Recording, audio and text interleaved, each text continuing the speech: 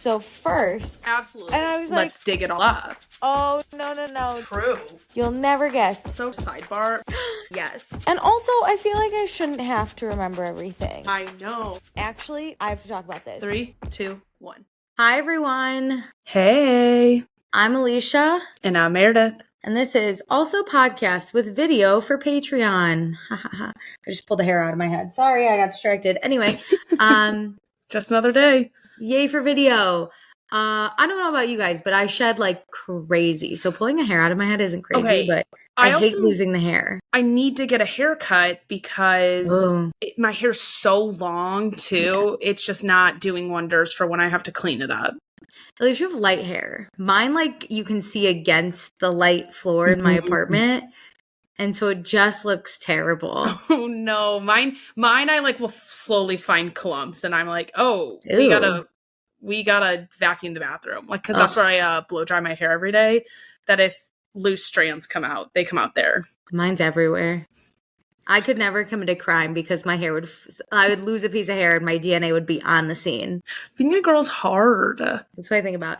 Anyway, if you're interested in more of us, we have a TikTok, an Instagram, a YouTube, and a Patreon. All the links are in our description. Also, please be sure to rate, review, subscribe. It really does help the podcast. And I would appreciate that if you could do that. Maybe I'll write myself a review. I might have already. I can't remember. I was thinking about this because I was listening to somebody else's podcast and they read out a review and I was like, will we ever get one again?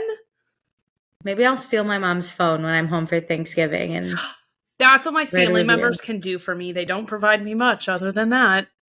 No, very true, very true. Maybe my mom can do that for me.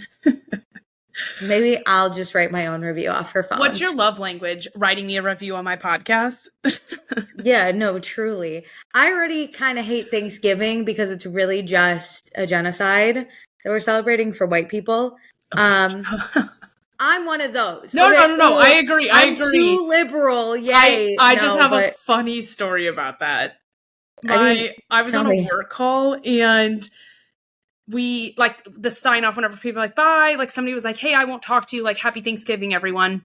No. And when we got off, the like head of my department or the head of my like entire department, I would say, realized like, oh, there's a lot of UK people on that call. And so I think a lot of people know what Thanksgiving is nowadays. But he like put this cookie cutter, like clearly copy and pasted from Google, what is Thanksgiving, whitewashed version into the chat of the meeting. And I was like, shut up. It's just a genocide. We are not going to say that this was the first nice meeting between the Native Americans and the like settlers and that there was a like religious version in like 18 something. And I was like, absolutely not.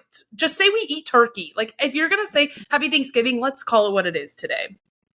Yeah, I know. But the UK knows. Like, it's not like it's some big fucking secret that their people came over here and killed the Native Americans. You're right. And it was their people. It was their people. They're not that dumb. If they read history, they know that they sent all their dumbass people over here. We've learned that we like to filter out what we don't like about history. So maybe they aren't teaching it. I gotta say though, I always thought something was fishy about the movie Pocahontas on Disney. I always was like, these people just show up and think that they can take their home. I did also think it was weird in history when it just kind of seemed like the ships docked here and it was empty. And it was fine. Yes, I thought that was so weird. Like, what? I don't know who took notes. But your notes are inaccurate. And you weren't supposed to come to this place. Like, you thought you were coming elsewhere, and you're saying it's empty in the history books? Yeah, fucking right. Yeah, I love to so part of me finds great joy in making specifically my dad disappointed in me by the things I say. And sometimes it's funny, and sometimes I just do it to be a bitch.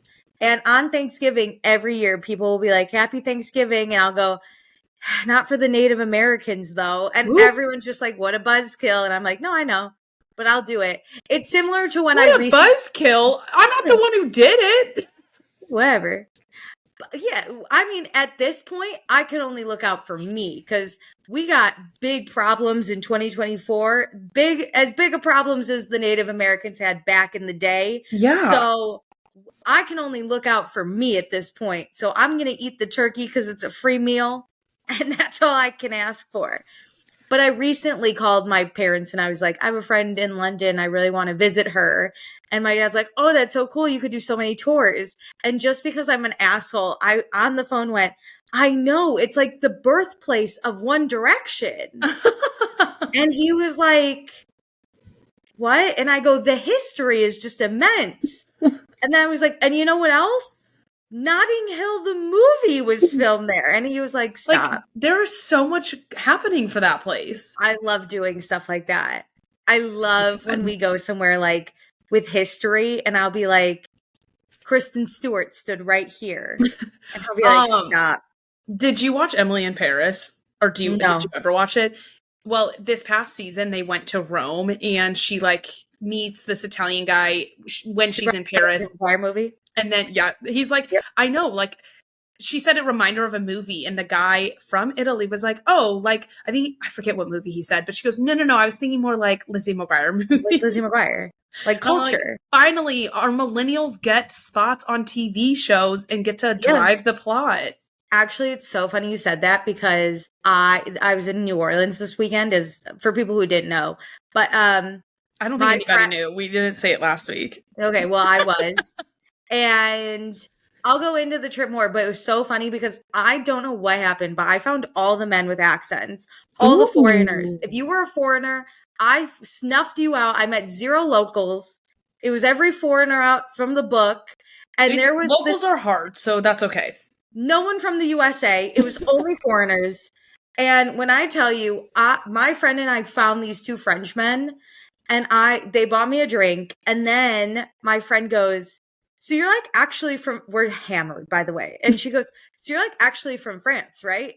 I would just like to say my friend doesn't talk dumb. She got like a perfect score on her ACT and went to a really pristine university. And like, she's actually so smart, but we were just smashed. Okay. Also, but is she book smart, not street smart, or does she have both? She's so intelligent. Yeah.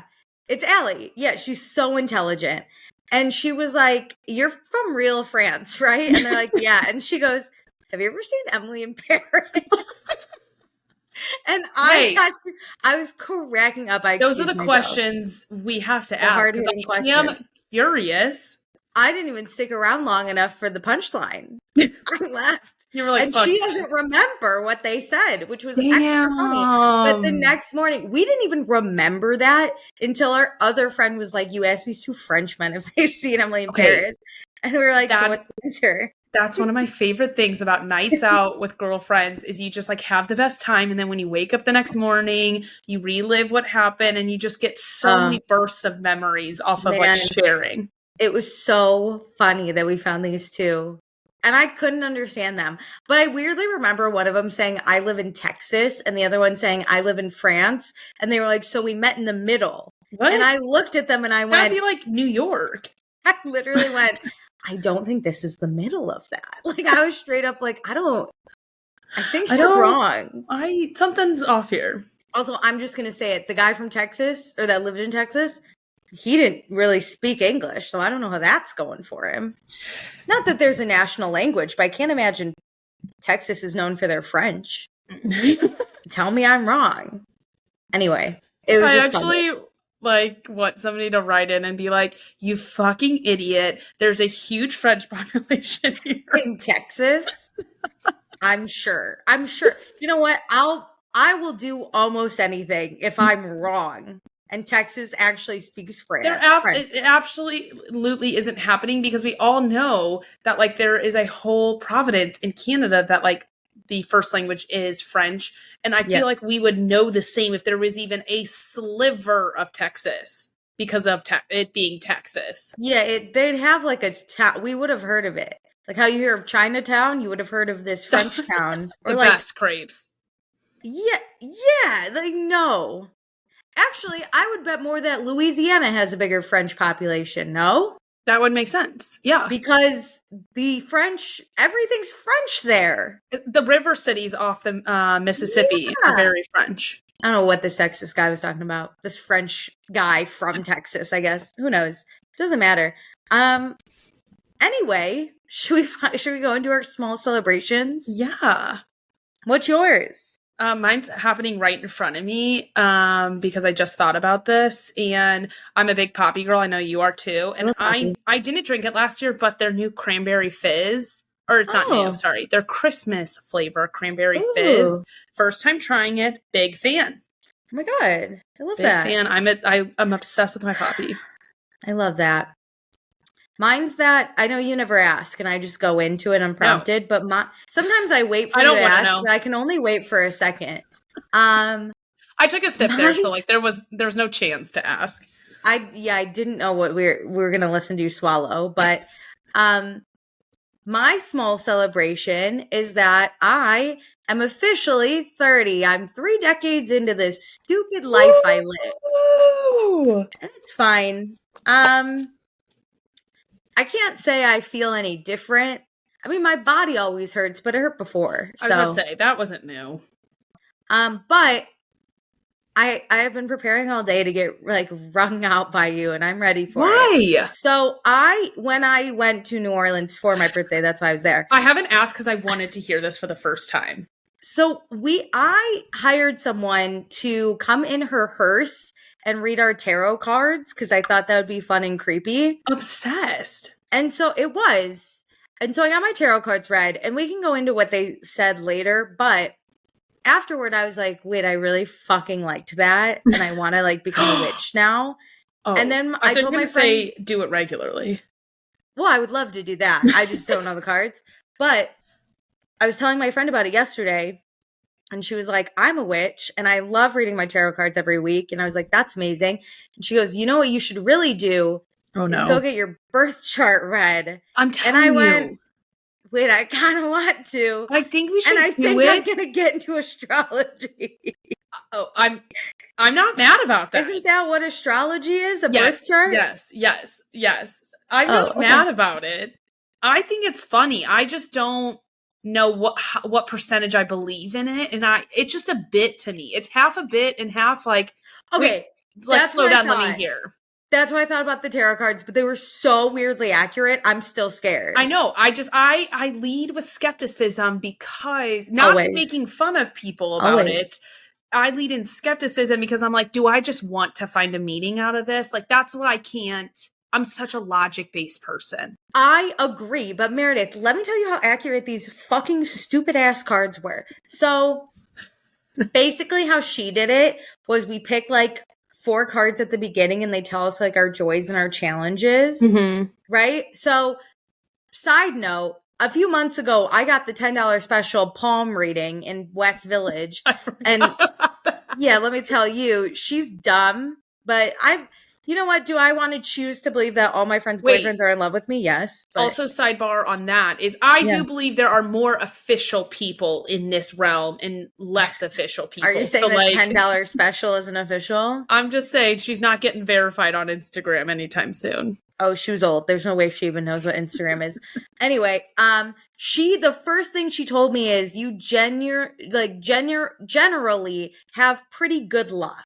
And I was like, dope. And I mean, I love to say I suffer from lucky girl syndrome because I'd rather that than believe that I have to work really hard to get where I am, which is also true. But when bad things happen, I like to just choose to go like, it'll work out. Yeah. Like it'll be fine. And I don't have to think about it. But the first thing she chooses, she's like, okay, your joy. And she flips the card and she goes, oh, wow, you have a lot of good luck usually, don't you? And I went, no, this is dumb. Immediately, I was like, you were like, this isn't right. Or this isn't true. The palm reader in West Village knows something I don't. And then she flipped my challenges and she was like, oh, you have a lot of healing to do. Do you go to therapy? And I was like, are you fucking kidding me? You were like, I'm on my healing journey, as Whitney from Salt Lake City would say. No, like, suck my dick. Are you kidding me? And then we got to ask the spirit a question. I can hear the skepticism coming out in you. I don't want to, though, because it was so accurate. No, I know. But come on. This is like, it's a little bit. A little bit. But we get to ask the spirit a question, and then we get like 3 cards, right? To like answer those questions. So I had said, like, I don't have a specific question, but I just turned 30, and I feel like in a lot of ways people are further than me in their careers and further than me in their social lives. And like, according to the structure that we've established here. So like, obviously I don't know, but I would just like to ask the spirit if I'm like on the right track or what I need to do to feel more comfortable in my track. And the tarot card reader was like, let's do that. Let's like see what needs to happen for you to feel more comfortable in your journey ahead. And I was like, great. And so she's like, let's start with work. And she flips the card and she immediately goes, and Meredith, you are going to know this because I keep saying this. She goes, you need to start making more friends at work. And I was like, stop, because I just started this new job and I'm always saying I don't want friends at this job. I don't want friends at work. I know, but you want some. You need allies still. Well, she was like, you need people on your side. Yes. And I was like, fuck. How? And all my one specific friend gasped because I always say it to her. And she's like, oh. And I was like, no, shut up. And then she's like, okay, socially. And she pulls a card and she's like, huh. You like to spend a lot of time alone, huh? And I was like, don't be a bitch. And she goes, however, it looks like you're not productive when you're home. And I was like, I am doom scrolling. You're right. The amount of clothes I have not touched is crazy to me. And I literally went, yep. And she goes, so you're never going to be fully like recharged unless you're actually productive in your solo time. And I was like, interesting. You're dumb. And then she pulls the 3rd card, which is basically like me from within needs to like, you know, work on. And she turns it and she goes, so you need to start accepting people's love because people love you and you refuse to believe it. And all my friends go, all weekend, I had been saying like, I can't believe you guys came out here for me. It's so nice. You didn't have to do this. Like, I don't deserve this. And they all looked at me and they were like, you should accept our love. And I was like, no. This is dumb. I don't believe this, but I do. This is dumb. And then we picked a last card that was like message from the spirit. And so I picked it and I flipped it. And I don't know what these cards mean, but my one friend who reads tarot cards every week, she went, oh, and I was like, what? And the tarot card reader goes, are you in a relationship? And I was like, nope, not a person on the horizon, man, woman. You're like, that is my goal to not be in a relationship. Yeah, and she goes, well, that's going to change in the next year. And I went, nope, I don't know how, because all my dating apps are deleted and I refuse to date men. And she goes, could be a woman. And I was like, oh, I'm obsessed, but we don't know. She couldn't give me a specific gender. I'm here for any and all of the adventures. I feel like we should create a checklist of everything you just read and see how you go through the next year. Yeah, that's the one I believe the least, honestly. Hey, we'll see. When you're not looking, you find someone. I fucking hate that. I hate that saying. But if like you found somebody in the wild who actually aligned with you, you want to turn it down though, right? No. You're just anti-entertaining stupid boys all over this world. I'm not going to give you my time. If you want my time, you can come figure it out. But I don't have time to go on a dating app and look at you and decide if you're worthy and then swipe and then meet up with you. You think I have that time? You can approach me. You can ask me on a date. You can try and convince me because I might even be like, no, thanks. Once you convince me, then you can text me the time and the place. And then when I say no, you can find another place and then I'll go. And then I'll consider if I'm going to go. I'll consider it. Yeah. You got to give me 48 hours in advance, 2 business days because weekends are a wash. Absolutely. And Friday. So you got 4 days out of the week to let me know. And I'm not giving you my Friday, Saturdays. So. Oh, for a first date, that's serial killer stuff. Yeah, absolutely. So yeah, that was that. And then I was like, I think I want to become a witch. Which I already said I really love creepy witches and stuff. So I love that.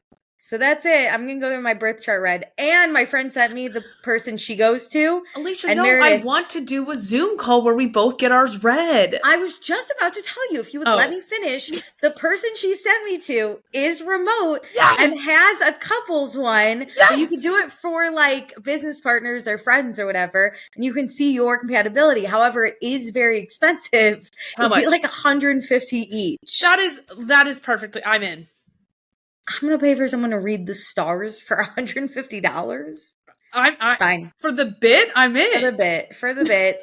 If you start looking at it like that, I'm in. Think about it. You could go to a concert for $150, or we could get our charts read together. I've done a lot. I've paid a lot more for a lot less. Let's say that. So, yeah, I'll send you her link.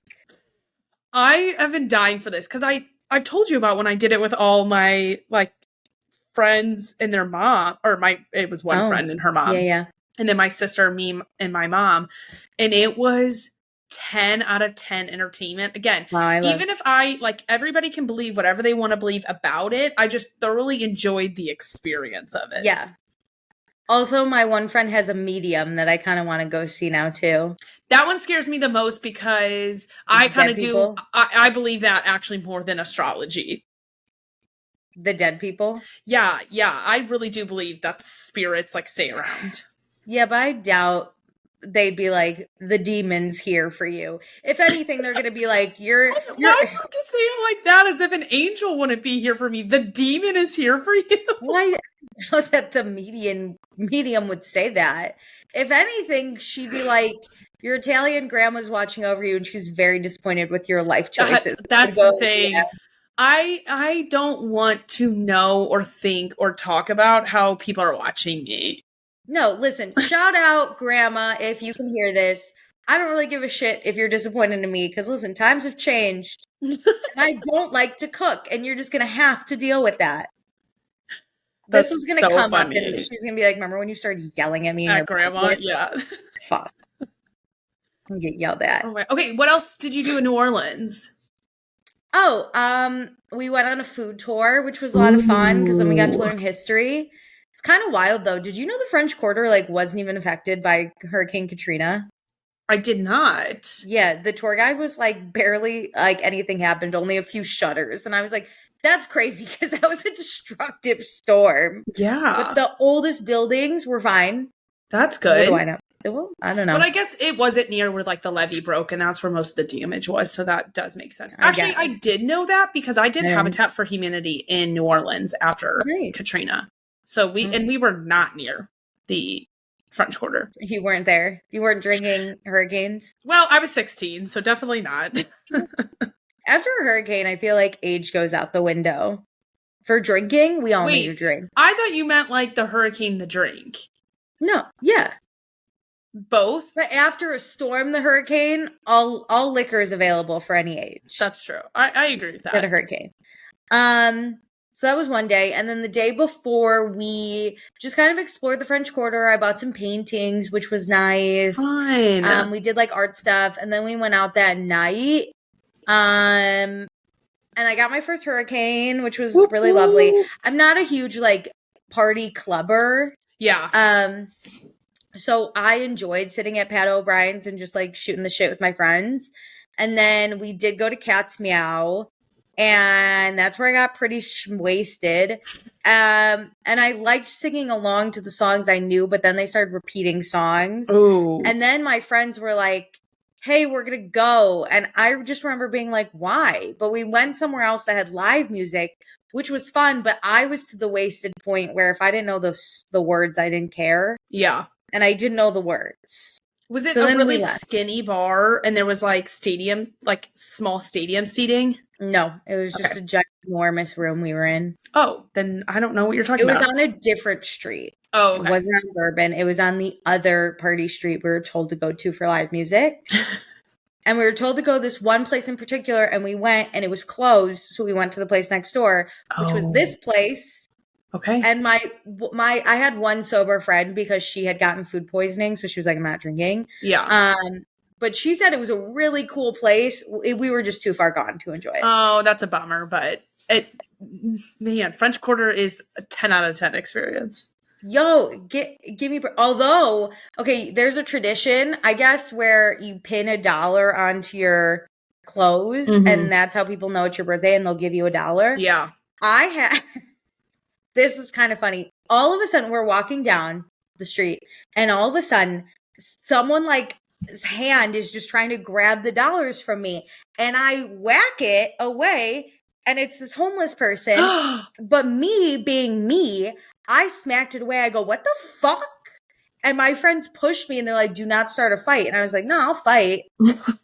But that's just me. Like, my other friends were like, "Please don't fight." And I was like, "I'll fight. I'll step up." She didn't get it. Instead, she punched my boob. I was like, "What the fuck?" Oh my God, I can't believe they almost stole it. She didn't get away. When I was in New Orleans for my cousin's birthday, June 2023, there was a fight that was breaking out on Bourbon, and I stood there. I was in like a nice dress and like little heels because we had just gone to a nice dinner and we were going to my cousin's favorite bar.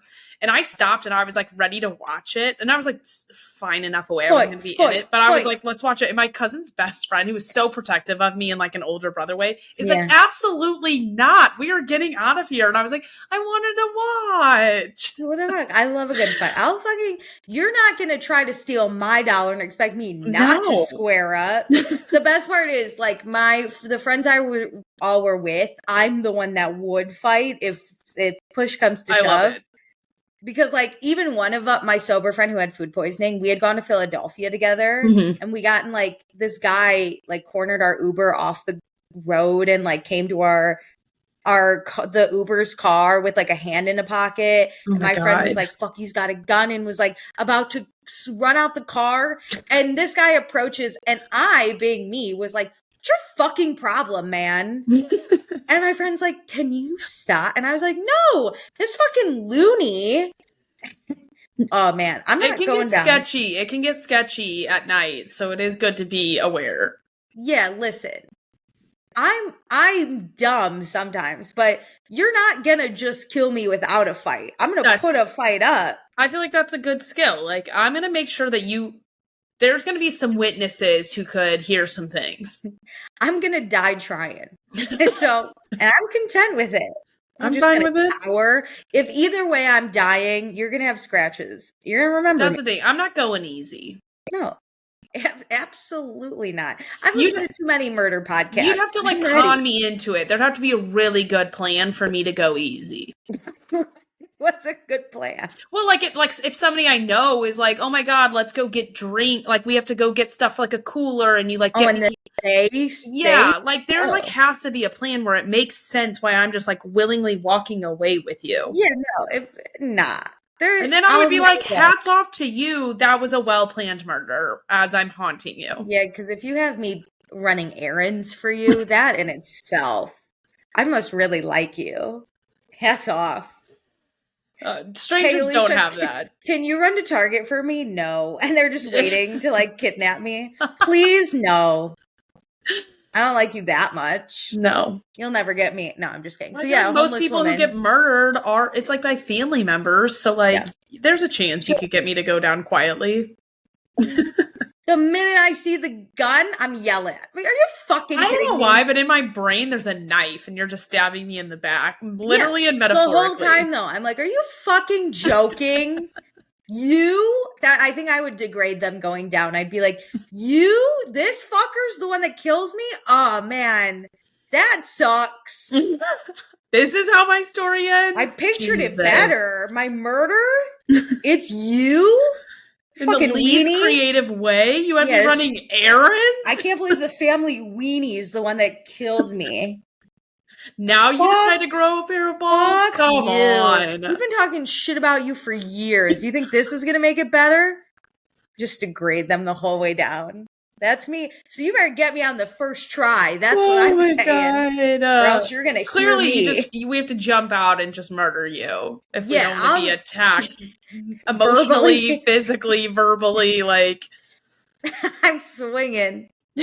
You're like, the person's in jail. Like, I really need some therapy because my victim just tore me apart. I was killing her. She made me really sad. She hurt my feelings a lot. Oh my God. Oh, that's awesome. Okay, do you have news? Absolutely. Do I have some news? I don't think I have any news. I have a question for you to start off this news segment. Oh, okay. I love a question. Are you planning on seeing Wicked this weekend for opening weekend? Yes, I am. I'm planning on going Sunday night, I believe. Oh my god. With my mom. Are you? I don't have plans to see it opening weekend. I prefer empty theaters, so I'm going to wait till it dies down a little bit. That's very fair. Also, another question for you.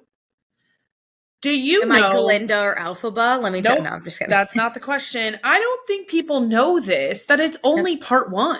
Excuse? Oh, you didn't... This is what I'm saying. It's only part 1 of the story. They haven't been advertising it like that. It's only the first act? I don't know where the cutoff is, but it's not all of it. It's only the first act? So sorry. I thought you knew. I was just wondering if you thought it was weird that they weren't promoting it like that. This is like when I accidentally told you about something on Vampire Diaries. I'm so sorry. Excuse? We're only doing the first act?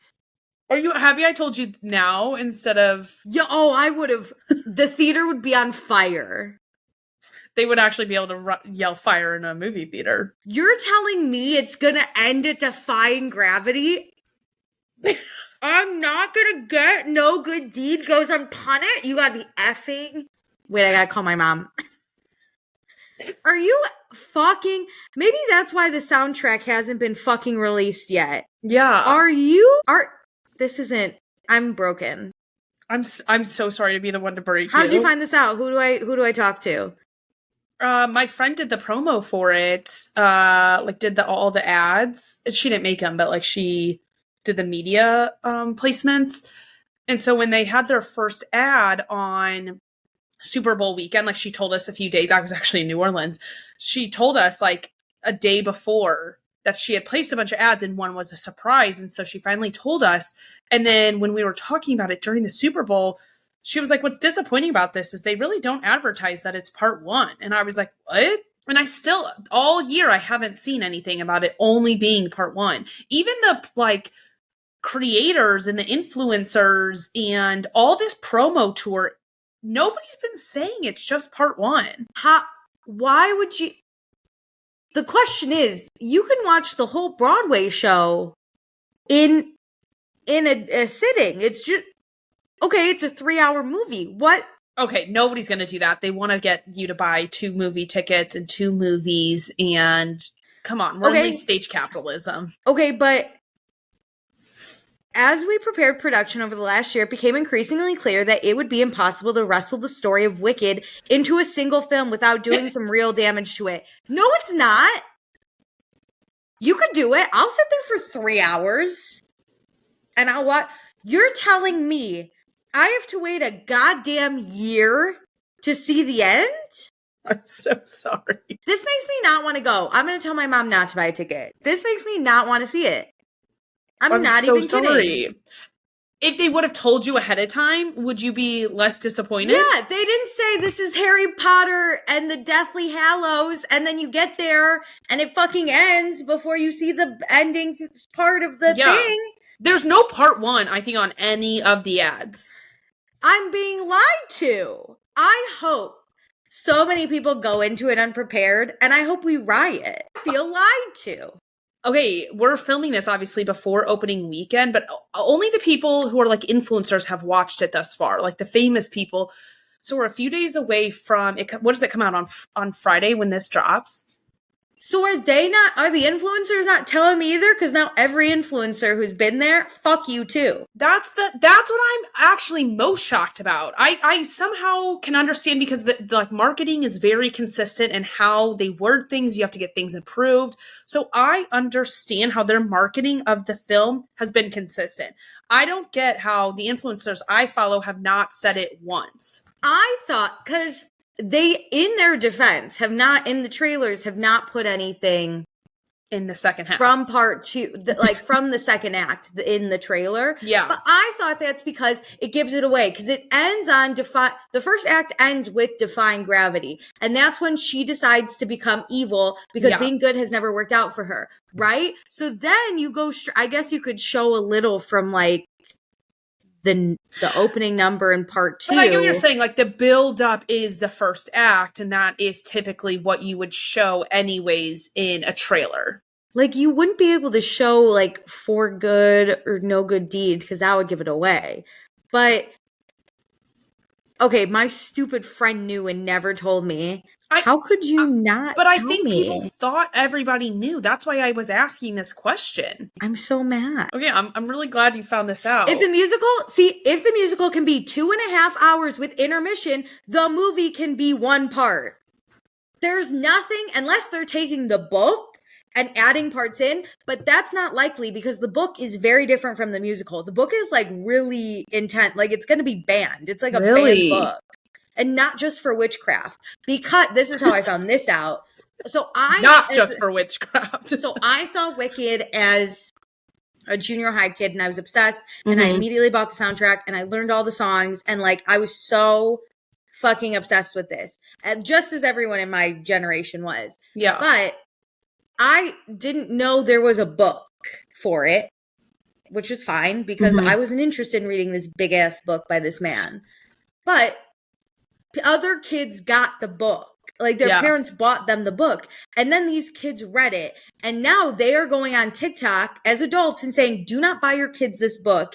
If my parents knew what was in this book, they would not have let me read it at 12. What's the difference? There was like a lot more spice. It was a lot more evil. The witch was doing crazy. Like, the Wicked Witch of the West in the musical is the hero. She's not the fucking hero in the book. She's like evil. They made it like palatable to a mass audience for the musical, and now obviously the movie is what I'm hearing. Wait, what do you mean? Like the movie? Well, they just made it more palatable to a wider audience. The movie? No, for like the musical, the initial transfer. Obviously, they don't want it to be so dark.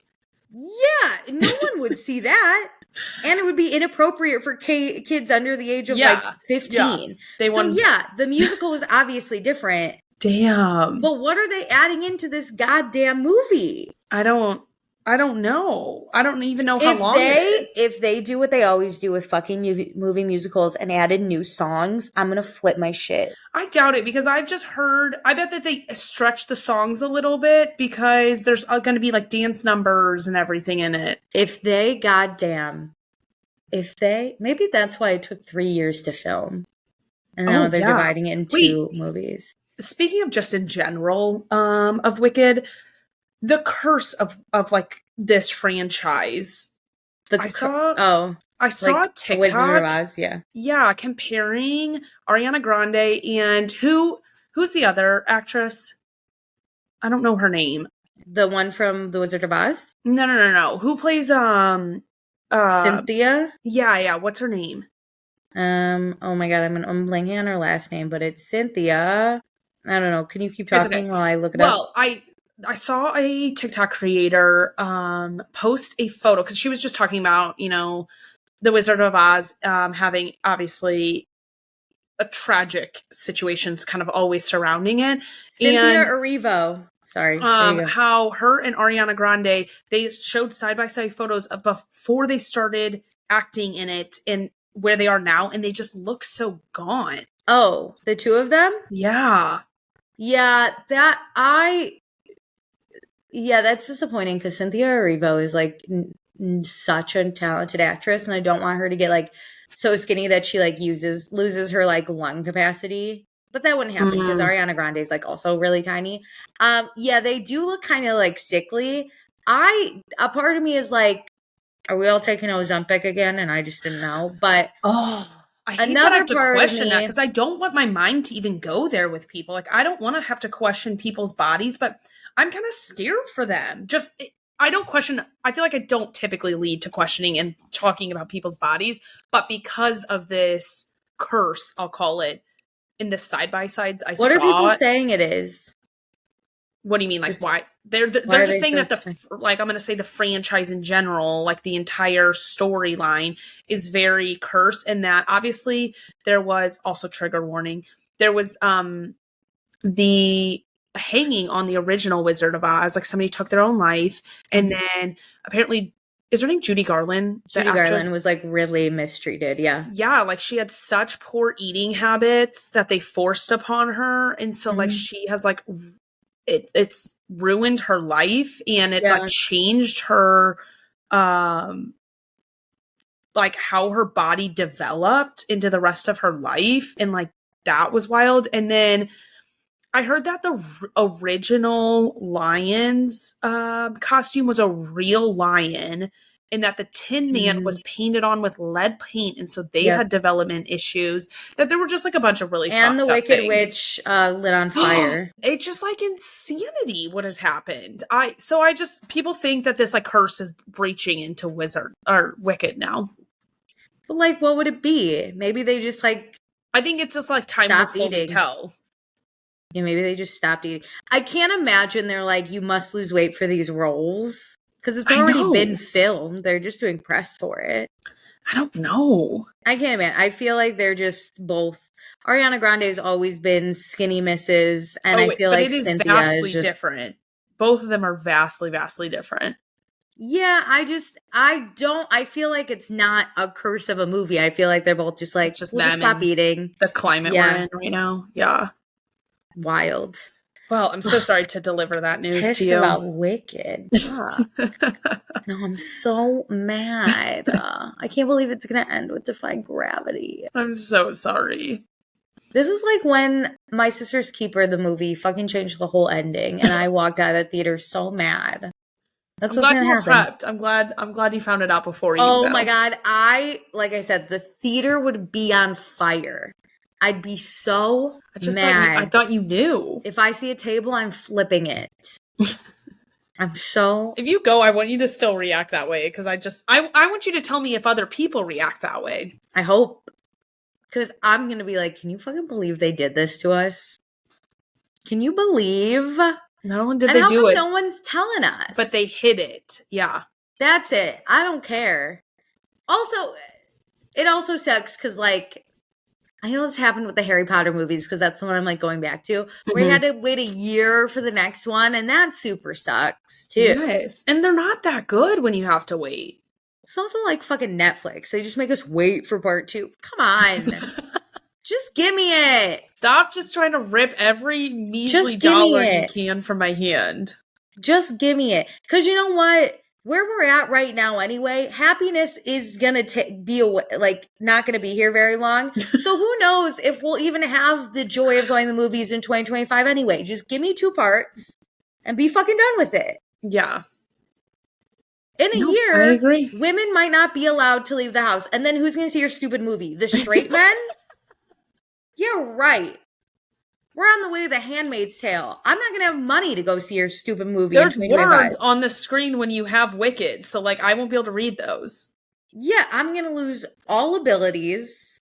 I don't even know if I'm fertile or if I'm going to be stuck in the kitchen like Martha. So we don't know. I want to be a Martha. Well, I prefer to be a Martha for sure. But either way, I'm not going to see your stupid movie in 2025. So if you could just give me it now. You're playing with fire. You're thinking I'm going to be here and available, willing, ready, and able to watch your Did Donald Trump put you up to this? Was he the one that said, let's divide it in 2? That's dumb. He's luring us to try and stay around and active. No, I'm seeing part 2 in Italian when I move there. Because fuck y'all. Hey, international theaters still do some movies in English. So like you can still go watch it in English. You just have to do a little bit more planning. Ugh, how stupid. Anyway, do you have any other news? I'm so sorry to do that. Okay, I'd rather know. I should have brought this topic up whenever we were talking about you and your tarot card journey, but okay. I saw a TikTok by Allie Luber, James's girlfriend, and I just wanted to let you know the good news that I heard, that Pluto is moving into Aquarius for the next 20 years. And just like that, I don't really care about getting my birth chart read, okay? And the last time that this happened was, I think, around 1778. So there's like, revolution is upon us, basically. What does it mean? I don't know. In 1778, women didn't have rights either. So it just comes back around. She said she's going to lean into the positive of it. in that, and not the negative, but I think it just means that there's going to be some chaos and some like changing of the guards, which I don't know if that's good for us. What? No, this is my I am, what is it called when you like take somebody else's words and put them in your own? What's that word? You're paraphrasing. Yeah, I'm paraphrasing Allie in a video from like 2 days ago, but that's the vibes I'm getting. And I think the guard that is taking over is not one that I want. What? Okay. Allie's kind of loony too. Maybe we also do need to get our chart reads ASAP. Half of it, she's going to be like, oh, your fifth house? And I'm going to go, what? No, they explain it in like normal people terms. Yeah. And it's recorded too. The lady I'll send you, she records it.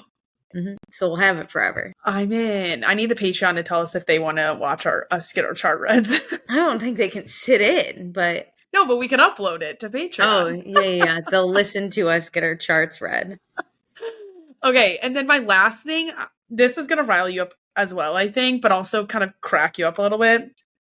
I just want to let you in on a boycotting that's happening. I love.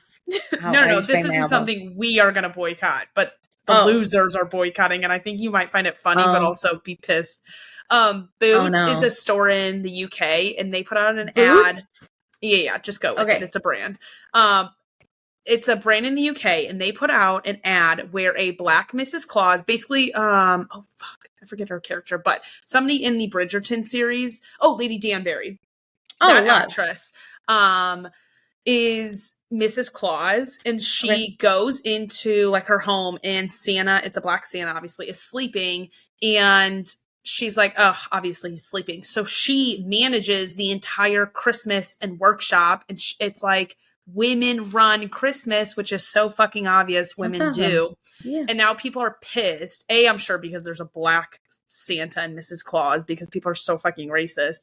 And then B, because they're like, that's so rude. Santa does everything. And it's like, sir, Santa in our households doesn't do shit. Sir, if your mom died, where are your presents coming from?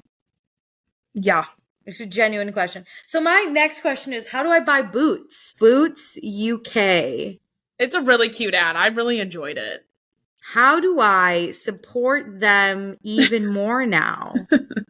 Because we're only doing things that support women. I only buying... I was telling my parents, because my dad's like, oh, for Christmas, we'll have to run to Walmart because that's where we always buy our baking stuff. And I was like, no, we're going to shop at Target this year. And he was like, what? And I go, I know what you're thinking, but I don't really have a voice. So I have to use my money and voice where I can. And I'm not shopping at Walmart. Mm-hmm. Yeah. So this is how I'm going to do it. If you're a good brand, I love it. That I like and I support. Hey, Target often does like $10 off $50 groceries. So I just used one this week, so it might still be running this weekend. So tell your dad you can use a coupon to help offset. My mom has a Target card. I don't know why what are we doing? Yeah. So Boots doesn't actually sell boots, really? I don't think they do. I don't think that's all they sell. Ooh, they got fragrances, electronics, beauty, health. Let's see what's under health, since I'm on my healing journey. We're all about boots this holiday season. Yeah, everyone you get Viagra for 31 pounds. Oh yeah, Jesus. Look out. Okay, so is it like a Target? That's what it's kind of sounding like. It's almost like a resale store. But not really resell. It's all like Boots brand. Sorry. It's all like Boots brand, but it's basically anything. Oh, it is kind of. There are some other brands on here too. Okay.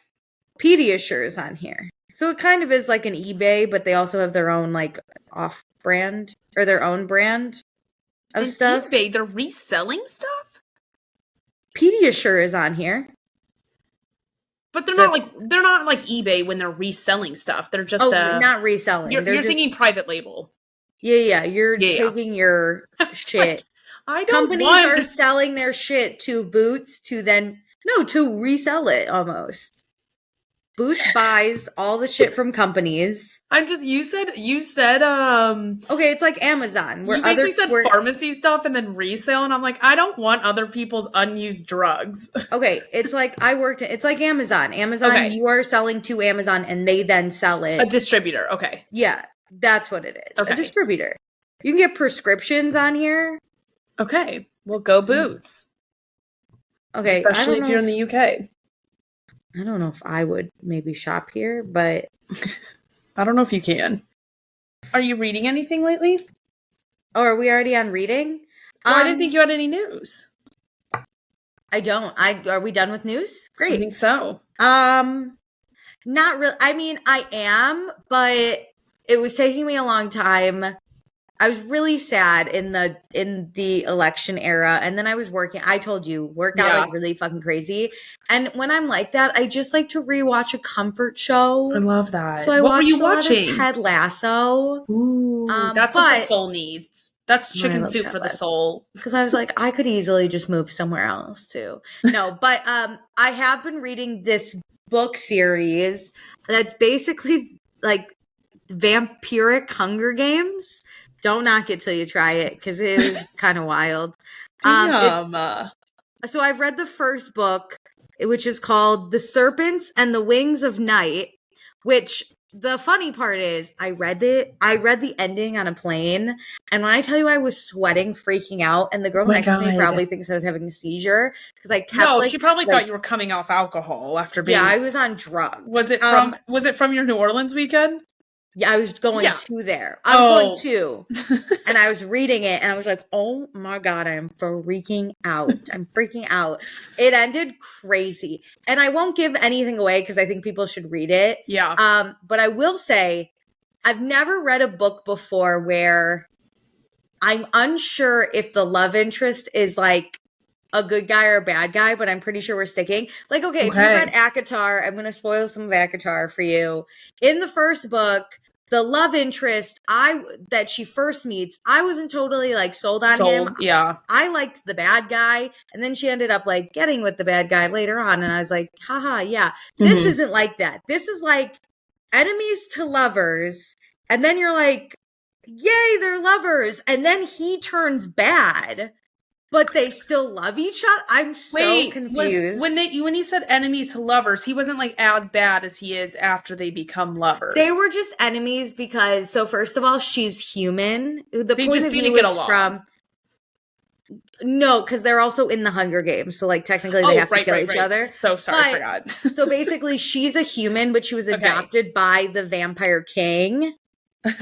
Yes. Go with it.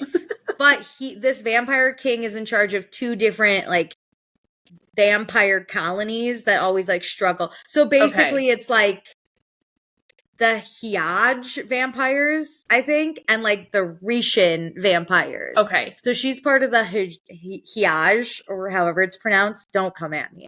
But she's part of this. She's human. But like the Rishin also want power, but they don't have it because like the other people are in charge and they don't like the Rishin. So it's like there's always this battle for like is he part of the other group? Yes. Okay. So the minute she even meets him in the competition, her dad is like, that's the one you have to watch because he's the enemy. He's on the vampires that don't like us. They want our title. They want our throne. Okay. So then she's also like, well, I have to kill him because it's the Hunger Games at some point anyway. Yeah. But then obviously they like fall in love. But he's actually... And then he turns evil. He's kind of evil, but listen, if there's one thing I love in a book, don't come at me and say books aren't political. I love the oppressed groups that are fighting for power. So part of me was like, no, but I understand him. I get what he's doing, but man, it's really fucking up his relationship. And then he says some wild shit to save her. Like he's basically like, in front of his friends, he's like, we have to keep her alive so I can rape her and make her my queen. And she fucking hears me. He's like, I don't mean it. And I was sitting there like, what the hell? He's like, why am I into it? I want them to find you useful for me, but I promise I actually respect you. Yeah, I don't treat you like that. So I'm reading this on a plane going, oh my God. Yeah, I was sweating. That's wild. So now, before I get to the second book, there's a novella in between that I need to read. Okay. So far, there's just some sexual tension in that I'm digging, but my old characters aren't here. It's new characters. So I don't know what I'm doing. Question for you, though. Is the entire series the one Hunger Games situation, or... So you know how when Katniss gets out of the Hunger Games, all hell breaks loose the second time around? Yes. And we start fighting for power? Yeah. We're kind of at that point. Okay. The movie has ended. Who has power? What are we going to do? Okay, I see. What side am I on? Yeah. I don't even know. We're in the rebuilding phase, which is pure chaos. Yeah. So I'm still sitting in that, but I have to read this novella now, which, like I said, is 2 different characters. And there's just like a lot of sexual tension, but I'm enjoying it. But I'd love to know how my other 2 characters are doing right now. That makes sense. Because I think I still really like him, but I'm like, is he the bad guy? So anyway, everyone go read whatever I said, The Serpents and the Wings of Night or something like that. It's I haven't read vampires before. Besides Twilight. Guilty. But I'm in it. And may I say, the vampire rules in this book make more sense than the Vampire Diaries. Okay, that's good. It makes sense. Yeah. I get it. I get what's happening. And they have wings. No, I agree with you. I think the Vampire Diaries is pure chaos when it comes to the rules. Wait, I wanted to tell you, in the book I'm reading, the venom, like when they bite you, venom gets released into you to like sedate you so you're easier prey. Oh my God. But it makes you, so when it sedates you, it almost makes you like want what's happening to you. So if we were to get bit, it's almost like to make us like easier prey, it then like sedates us into liking it, but it makes you like kind of horny. Because you want it. Because you want it. It's feeling a little rapey, though. But it's kind of hot because he got consent. She begged him. He was gonna die because he hadn't had blood, and she was like, okay. I see what you're saying. I need to save you because I need you for right now. Bite me to get the blood. And he's like, are you sure you're gonna feel horny? And she's like, just do it. So it was consensual. But like most of the time, it could be over and done with if you're just gonna kill him anyway. So gotcha. It doesn't take that long. But he was trying to be careful to not kill her. So you dabble in it. It just makes you real horny. It like trauma bonds you. It was kind of wild. Interesting. That was a weird scene. I didn't know what was happening, but at least I know the rules. Yeah. At least I know that's what happens. Yes, yeah, and hopefully there's no change up because that's the worst part is you think you know what's going on. The Vampire Diaries drive me nuts. Anyway, so yeah, I'm kind of reading. I'll get back into it. Yeah, I get that. I'm trying hard to get back into it. It's I'm watching more than I'm reading. Well, I don't have a huge saga on reading, but I just want to say that I'm reading The Death and Life of Great American Cities, and it's just telling me exactly what I enjoy about cities versus suburbs. So it's kind of helping me understand what I already knew. What do you enjoy? I like everything that's like a very accessible city. I kind of like growing up in my parents' neighborhood. While it was very private, and that is a plus to some people, I felt very isolated. And so like I'm like realizing that is, I feel like I'm getting the words to understand what I do and don't like about suburb versus city life. Yeah, I get it. Yeah. Or one day you do crave more of a like calmer life, you could move to a smaller city. Like Milwaukee, I think it's a lovely little city. I think I'd still have to be in the city atmosphere, though, is the thing. Yeah, but Milwaukee has a city atmosphere. It's just smaller. Yeah. And it's just, like, it's interesting, the, like, planning behind it. And if done right, your life is supposed to be great. No matter if you live in suburbs or cities, you know?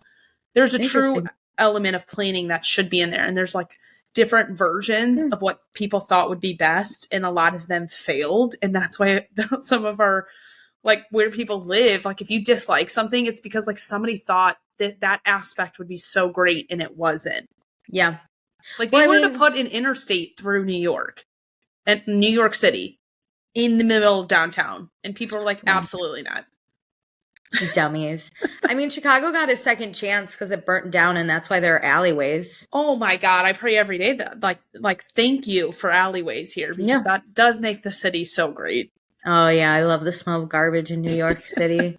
Right on those streets. But they also, I feel like learned off of like New York and other cities. They did. Originally Chicago was built like New York because that's what they based it off of. And then when it burnt down, they were like, hey, okay, we get to do it again. Should we add alleys? Like, should we change some things? Garbage? Yeah, like, so that's why that Los Angeles isn't actually, like, it has very little actual city. It's all a bunch of suburbs, obviously. And so that changes the dynamic of how the city functions. Yeah. And, like, how people, like, the way a city is formed also reflects then how community is, like, worked out upon. And I feel like it's fun. Yeah. I love it.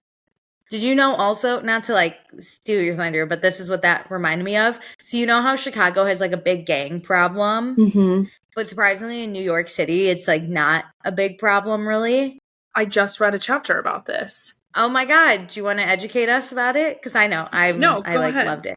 No, it go has, ahead. And I might misspeak a little bit and like not be able to tell it right. But when gangs were like really big in like the 90s specifically, and all the gang members like went to jail when they would get released or whatever, in Chicago, they released them all to like the South Side to be like, we'll just put them away, like together. Put them on the South Side. But then they were all together. So gangs reformed, and then there were wars, and then there's all this stuff. Whereas in New York, the New York government was like, let's send some to Queens and like some to Brooklyn and some to Upper Manhattan and like the Bronx. So they spread them all out, and the gangs weren't able to like function as well. And this was all when they were like in halfway houses or like on probation and stuff. And they would get them jobs, right? And they'd be like, your job's in the Bronx. Then they like established their lives, which is this book is not from, is way older. It's from the I might misspeak, but like from like the 1950s. And that version, before like gangs got even worse, obviously, like you said, in the 90s, they tried to establish what they called like turf boundaries, where to give them their own neighborhoods. And the mayor was pissed, and the police like chief were pissed. Like, why would you basically, this is not what I believe about gangs, but like, why would you negotiate with like terrorist type of mentality? And so like they would not follow that, and the police would not help it. And they were like, you don't understand, like you need to like make it better for everybody who lives here in general. It's not just about like right or wrong. Truly, like cities are meant for people to breathe and be able to go to parks, you know, like let's make the parks safe. I always found that interesting though, because it's kind of crazy that like New York was like, let's think about this and let's send them all over, and they can't reconjugate together because their lives are so separate. And like, could I make it to the Bronx in a day? Sure. But it's going to take me definitely over an hour and a few trains. And like, it just sounds like a big deal, and I want to do it. To commute, to have your rivalries. My gang I'm out.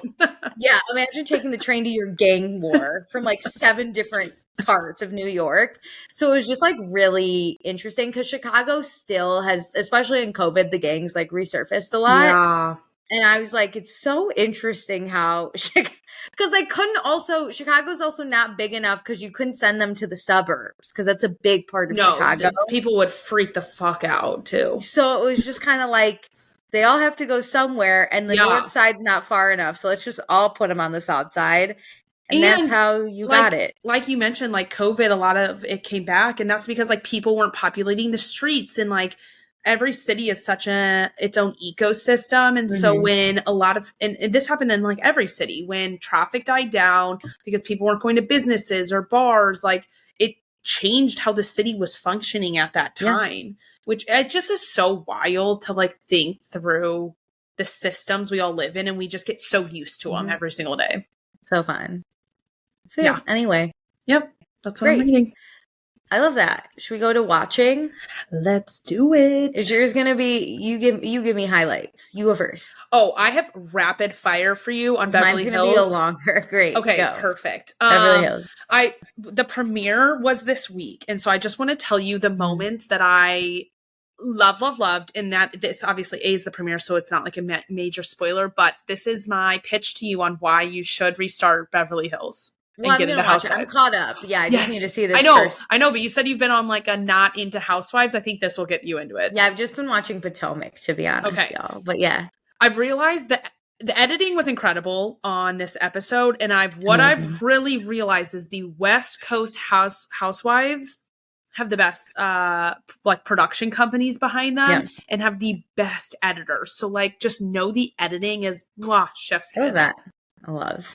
No one is married or in an active like marriage on Beverly Hills. Like people might be legally married, but nobody is in spirit married. Wait, who the fuck's on the cast? Okay, you ready? Dorit. Yeah, her and PK split. Kyle and Mauricio have split. Yeah. Erica is divorced. Single. Well, yep. Sutton is divorced. Yeah. Garcella's divorced. And Bose, the newest cast member, her husband died. So sorry, girlie. Oh, I was at the least problematic one already. Damn. Okay. I kind of like, you know what? I'm kind of about it. I'm kind of about it too. So I like almost spit my drink out because Garcelle's the one who delivered that. And I was like, damn, that's wild. That's kind of crazy. You're right. Right. I know I posted about this week, but we get Dorit chain smoking in her car. And then she later explained on Watch What Happens Live that the paparazzi were following her and she was driving in the canyon of LA, which I don't fully understand because I don't live there. They said it's a hard place to drive. Yeah, that I was like, yeah, bitch, I love you. Get after it. I think I go back and forth on Dorito a lot. Don't at me, but I weirdly kind of like Dorit post PK. Love it. Also, she's good. She's hilarious, right? Like the vodka soda, 3 lemons, carcass out. So funny.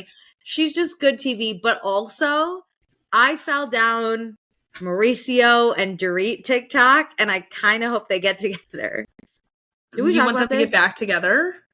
Dorit and Mauricio? Oh, sorry. I was thinking other people. No, okay. I want Dorit to get with Mauricio, and that's the drama I would beg for. I didn't know how bad things were with Dorit and Kyle from episode 1 because I feel like forgot what happened in last reunion. They are not friends. They were not friends at last reunion. They do flash to last reunion, and they flashed to BravoCon like twice.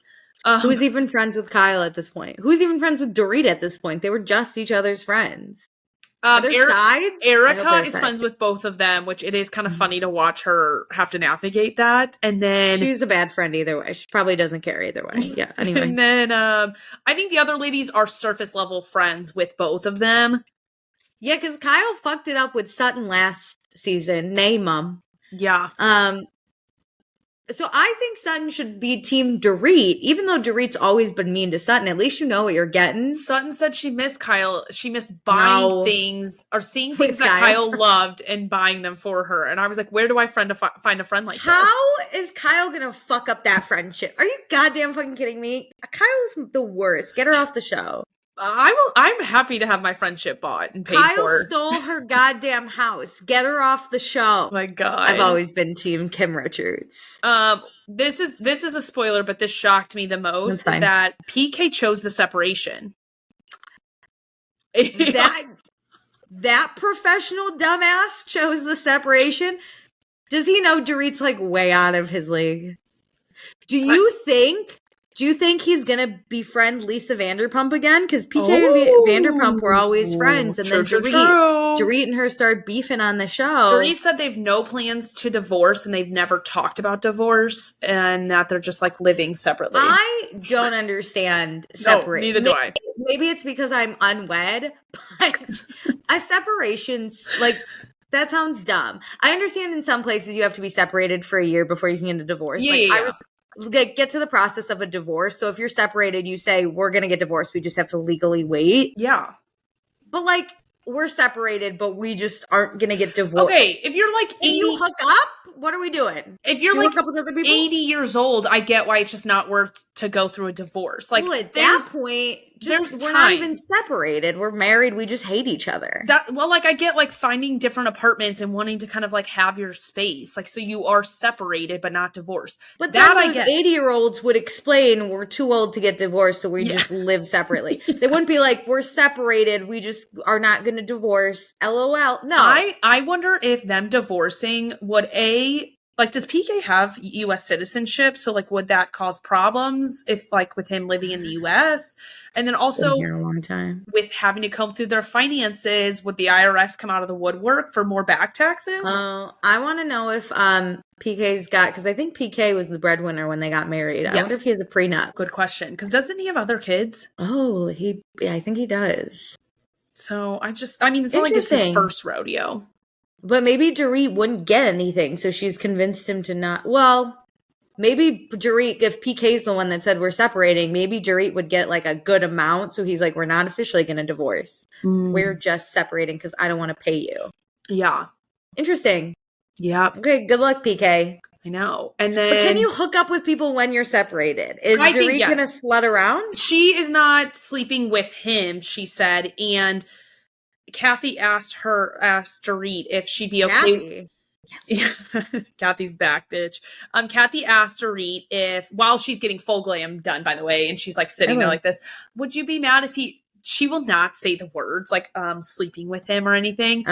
So she was like, would you be mad if he like went to dinner with other people, basically like on a date? And Dorit was like, no, I'm fine. Oh, well, Dorit knows that she clearly is amazing, and she probably has Mauricio calling her left and right. Woo! I would. Boop, boop, boop. They've always had a little some. Anyway. So I love a good Bravo conspiracy theory rumor I can spread. I know. And then my last thing is that Beau's the new cast member. I need to dig into this one, but my initial thought was they had this party, whatever, and they meet her. And in her confessional, she also talks about like all the cool jobs. Like she was the chief marketing officer, I think, for Netflix. Like she is a business woman. She just retired. I think she was high up at Evolution, the production company, I think, of this show. And so I'm just dope. I need to look into it because I'm a little confused on how you could go from, like, how does that transition happen? Did they ask you, do you basically tell them when I'm done here, I want to be on the show? I love it either way. Either way. Get your back. But she's like a boss ass bitch. And I've realized work is one of the primary things that I enjoy watching on this show. And that is lacking on a lot of these shows because they all like make hats or sweatshirts and then try and sell it to me and I don't care. Yes. And like, by the time this airs, I'll have posted my thoughts on this exact topic on TikTok and Instagram. But like, I understand influencers, but like, show me the magic behind whatever you're doing or have done.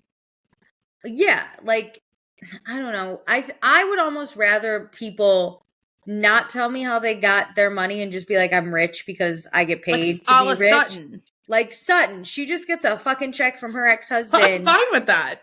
Yeah, just let me know. Rather than you be like, okay, and now I made this new goo that's really good for everyone to try, and here, sell the goo while I'm watching you on TV. I'll just watch your TikTok. I don't want to watch you wear, a hat about Trop Hop, a la Austin Kroll. I don't want a party about Mezcal on Roni. Like, I don't want you talking about the product without being about the product and showing me the behind the scenes. I don't need you being like, I own this product. I don't fucking care. Let's celebrate. I'm not going to buy it. Okay? Just be rich for no reason or have a job. I don't care either way. Have a job. It's okay. Most of us do. And if you don't, that's fine. You're on the Housewives show. True. Yeah. But you should show the background because Lisa Vanderpump got a whole different show based off of what she has to deal with. That's she might as well. That is a good point. Leva got it too, and it's not even good, but it's on like season 3, so you might as well. Jesus. See what happens. Anyway. So did you say that you watched Watch What Happens Live? No, I just saw clips. Oh, okay. Well, can I tell you what Lala said about all of her cast members? Can. She hasn't seen or spoken to Ariana or Katie since the reunion, which isn't surprising, but I would think that they've like texted. Like, I don't understand how you let those friendships literally die. Who is this, Katie or Ariana? Both. Yeah, I forget. She doesn't speak to Sandoval or Kristen. Sandoval will reach out to her, but she said, we were never friends before, so why would we be friends now? And in my mind, I'm like, then why the fuck did you ride for him so hard on season 11? Why was last season all about fucking forgiving him? Yeah. Also, do you think Lala's not talking to Katie and Ariana because they don't want to talk to her? And I think Lala is very stubborn. Like, if they're not going to reach out to me. Saving face? Yeah. They've moved on, bitch. They don't give a shit about you. You're still talking about them? Yeah. That's the thing. You always know who needs somebody else based on who's talking. You don't think they asked Katie and Ariana to be on Watch What Happens Live before they asked you? They don't care. That's so funny. I don't know why Lala was on. I don't think I watched the first, like, the intro to say, I think because she was on, like, Are You Smarter Than a Celebrity? Don't ask. Oh, yeah. Her life has really been on the up and up, for sure. Lala says she blackjacks, but she sees him at school because their kids all go to school together. Drop off. And Andy died and said he wants a show of that. And Lala goes, oh yeah. I want a show about the kids, but the parents are background characters. Wait, like, you see, like Dance Moms, but just their LA school. Yeah. Oh my God, that's what I want. And then I want like Ocean looking at like Cruz and being like, my mom hates your dad. And Summer Moon being like, God. Everyone hates my mom, and them like just chatting about it. But then them playing, like, I want Ocean and Cruz to date and Jax and Lala to be like, what the fuck do we do now? Oh my God, I would love. I want a show about the kid. Also, I think Summer Moon's a goddamn star. Give me her. I agree. But I need them to be like at least like 10 to 12 to start this show. So like, give me a few more years. No, definitely. I agree. But I think it would also be so funny that like, listen, remember when TV used to have sometimes like 5-minute sketch shows in between shows that we would just watch sometimes for no reason? No. But keep going. Like instead of a commercial, you get like 5 minutes of like it was mostly, I think, on Disney Channel or Nickelodeon. Keep going. I believe you. But what if like instead of commercials, Bravo gave us just like a miniature like child drop off of the day and we watched Jax and Lala have to like interact. And Sheena's there too somehow. Can I say something that probably isn't respected in the world? I love that people are whole and healed and putting children first, but like I do miss children slightly being exploited on reality TV. Just a little bit. I mean, like, Rock and Sheena are here for it. If you have an Instagram for your child, you're exploiting your child anyway, so you might as well make some more. That's the thing. That's the thing. I don't need it to be like dance levels, like you're being emotionally and verbally abused, but like put your child front and center like Brock and Sheena. I need more of this. You're already having me comment on your child being on your show. You might as well make more money off of them. Yeah. Do like Toddlers and Tiara styles. Look, they're all set up for success. That's what I'm saying. If you're going to put your kid on social media already, you might as well. Why not have show out of it? A minute segment of my favorite shows being about your hilarious children? Yeah. Yeah, like let's just see what is Summer Moon. Summer Moon wants to hang out with Cruz. Let's watch Sheena and Jax have to sit at a kitchen table together and be like, so Brittany was busy today? And Jax was like, yep. Yes, she was. Yes, please. And do not force conversation. Like, make it real. Make it awkward. Yeah, I would love. That's amazing. The child drop off is so funny. Great. Does she see Schwartz? She does still talk to Schwartz. She said she's back to loving his like puppy dogness. And I was like, no, I get what you're saying. He's a dangerous man. I know, but I understand the lure of Schwartz, the ups and downs. We've all been there. That's what makes him more dangerous. I agree.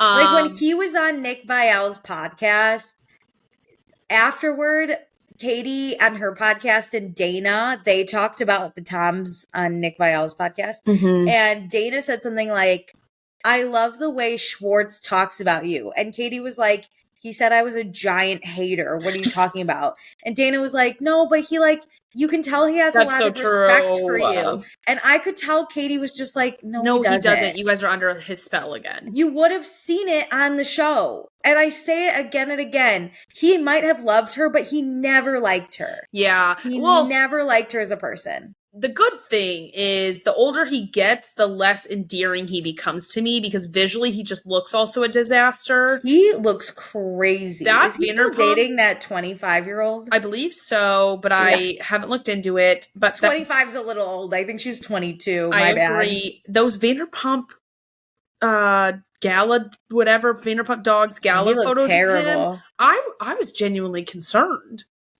He looked terrible. Yeah, he's aging like curdled milk. He's terrible. Yeah. Katie could do better, and she has. Agreed. Okay, so the final people are Brittany. She's really close with Brittany. That makes sense. And then Andy just like generally mentioned. What about Sheena? Hold on. Oh, okay. Andy generally mentioned the people in the Valley, and Lala said, like, yes, she is very close to those people because they are an extension of the main friend group. And she said, it's easy to be friends with them because we're not on a show together. And I was like, that is terrible. If you can only be friends with people you're not on shows with, that, like, is a problem with you, bitch. Yeah, you're fake on the show then. Yeah, and that was her whole thing last season is, like, she's not fake. She does. And it's like, no, actually, I think the call was coming from inside the house. Damn. So where's Sheena at? Andy forgot to literally mention her, and at the end... It's like we don't even think if Sheena's okay. I literally wrote, oh my god, Andy literally forgot to think about Sheena. Like we don't even think about Sheena. And when the segment was ending, you know, like a little outro music, Sheena or Lala was like, wait, I'm closest with Sheena. You didn't even ask about her. I talk to her all the time. And Andy was like, oh yeah, right. Oh my god. And you just know Sheena cried for hours after that. Why can't anybody think about Sheena? No, literally, even Andy forgets about her. Died. That's so funny. I love you, Sheena, so much. See, I asked about you. No, you did. You did. So she doesn't talk to Kristen, though? That's stupid. Kristen's pregnant. Lava loves a pregnant bitch. Kristen's pregnant? Isn't Kristen pregnant? I thought she was just engaged. Oh, maybe she is just engaged. Something big happened in her life, right? I'm sorry. I'm spreading rumors. No. I think she's not. I just finished the Valley season 1 where she talked about getting pregnant. And I think I was thinking, good thing she's pregnant now. But you're right. She's engaged. Okay. I don't say anything about pregnancy. It was me. I just finished the Valley season 1. All this bitch did was talk about having a kid. I wasn't chronically online today. Okay. Today was the time it was going to happen. Okay, that's why Lala hates her, because she's not pregnant. The shock you just gave me is probably what you felt with Wicked, but yours was false. Sorry. I love spreading rumors. Yeah. Okay. Sometimes I just talk when I don't know. No, I love it. What have you been watching? Okay, have you ever heard of the Stanford Prison Experiment? Yes, studied it heavily in my psychology classes. It got me so into psychology. So for those of you who don't know, in like the 70s at Harvard, this professor did the Stanford Prison Experiment where basically he picked like an X amount of boys to be prisoners and X amount of boys to be guards, and basically said like, we're going to study the human behavior and if you succumb to the power, right? Yeah. So like ultimately what we saw ended up happening was like the prisoners obviously didn't take this seriously because they were like, it's just our classmates like telling us what to do. And it was just a weekend too. Like it lasted 2 weeks. Yeah, it was supposed to go for, yeah. They didn't let him out. I forgot about that. And they ended it early. Because like it was supposed to, I think, go on for like over a month. No, I thought it was supposed to be just a weekend. Oh, it was over the summer. I keep thinking it was like when school is. It was over the summer. It was a summer job. You're right. And I think it was like $15 a day. So people were like, we could make like $300. So it was like a good amount of time. Yeah. And 2 weeks was ending it early.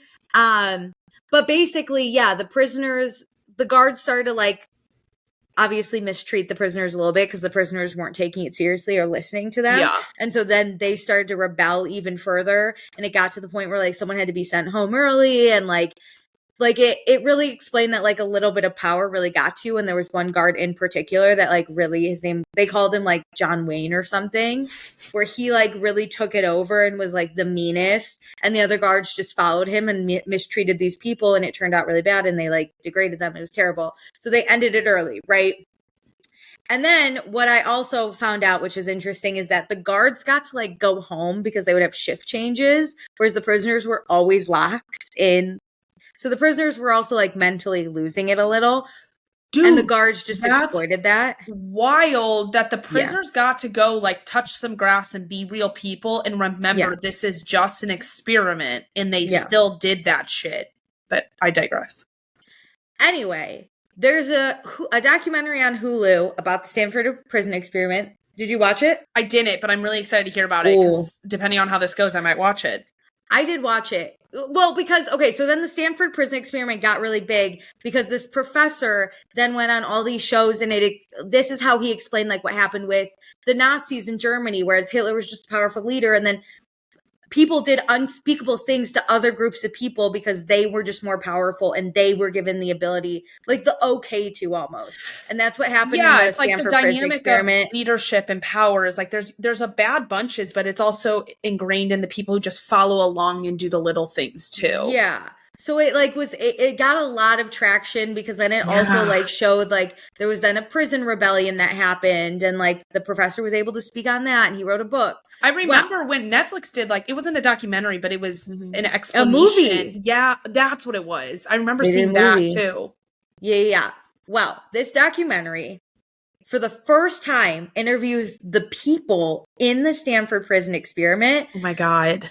But also interviews the guys and Professor Zimbardo or whatever too. And basically what comes out is Zimbardo's a big giant fucking fraud. So basically, right? So basically he puts this ad in the paper. And how Zimbardo put it to us was that like he didn't give the guards any training. He really just told them like, this is kind of what our idea is. That's a lie. The guards were like, we went through like 2 days of training and they had a script. So it was like, here are the punishments you need to like make them do jumping jacks, take away their food if they misbehave, like whatever. So that alone fucks up the whole experiment. Yeah. And it's all from the side of this one French guy decided to like look into the notes and like everything that happened. And he found the archives of it. And he's the one that's like whistleblowing this whole thing down, which is amazing. It is kind of wild. We just accept like experiments and like what we deem professionals, what he has been saying for years, and we don't fact check behind it. Yeah. So this French guy was like, I'm going to check it. Yeah. And so it's his research that's now is like, he's a big fraud. And the people who played the guards were like, we did terrible things, but we were like told to do them. And the guy, the main prisoner or the main prison guard, John Wayne, who did like the most terrible things, he was like, I was an acting major. I was an actor. And so I pictured myself as the worst possible prison guard. And that's how I went. I played the part because they told me what to do. Yep, it was also the 70s. And all these men were very like, because the 70s was very like questioning authority and like everyone's against the Vietnam War and like it's very like anti-government. So they all of them, the prisoners and guards alike, were all like, this is going to show how terrible prisons are and we're going to be able to make some real reform. So that's why this prison guard goes in and he's like, I'm going to show how terrible it is in there. Yeah. I'm going to be a terrible guard. Whoa. And all of the people who got chosen, the guards and prisoners, all said they would rather be prisoners because that's who they were. They were protesting and getting arrested on weekends, and like that's just they didn't want to be the person doing the bad thing. They were anti-police, so they were like, "Why would we?" But whatever. I digress. So they all are doing this, and that's why also the prisoners were very much like, "Well, we're just gonna fucking rebel. Like it's gonna be funny. It's gonna be a joke." Like, who cares? Mm-hmm. And they knew that the guards, for the most part, were like fucking around with them. But then the guards were told if it gets out of hand, you have to put people in the hole, which is like where that one guy went. Hey, we're all acting and we're all playing a part to like a little bit more serious if you're the prisoner. Yeah, Zimbardo's like put him in the hole. So they did. And we saw one guy like lose his mind, be like, get me out of here. And he had to be sent home early. That guy's interviewed and he's like, no, there's clearly like tape of me laughing it off. I'm just being dramatic. And they show the tape where he stopped screaming. He's like, sorry, I'm being a little crazy. That was a little loud or whatever. And he was just trying to play the part of somebody who went crazy in the hole. Yeah, he was just like being annoying. He's like, if I yell loud enough, someone will let me out. Yeah. Oh so God. He said to the prisoners, he was like, sorry, that was like a little loud. And they all were like laughing about it. But he did end up leaving early because he said it was one of those things where it's not going to benefit him to be here. Like he was a student. He thought he would at least get his books and be able to study while making money. Yeah. He was like, I was so bored. There was no point of me being here. So I told Zimbardo I'm getting out. And he told everyone it was for like psychiatric help. But he was like, they wouldn't let me leave. So yeah, I got a little fucking pissed when I was like, I'm choosing to leave. And they were like, no, you have to stay and do the rebellion. And he's like, no, let me out. Whoa. This is a real fucking prison. So then Zimbardo was like, this isn't a real prison. Let me the fuck out of here. Yeah. So then Zimbardo told us all that he like lost his mind after 2 days. And he's sitting there going like, no, I just fucking hated it. Damn. And they brought in a new prisoner who was then like, this is super fucking stupid. And he did like a hunger strike. And he was like, I'm not going to eat. What are they going to fucking do?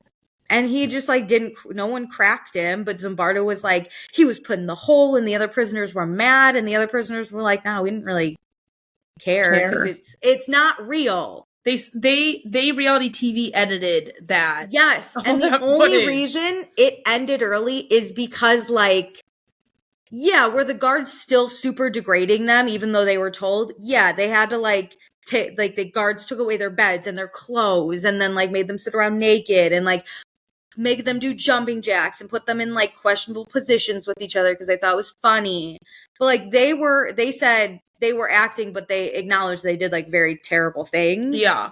But it got to the point that Zimbardo's girlfriend ended up sitting in for a day, like 2 weeks in, and she looked at him and was like, what are you doing to these boys? Like, if you're capable of this, you're not the person I thought you were. And Zimbardo was like, shit, maybe you're right. Because he took his role as prison warden so seriously, he fell into it.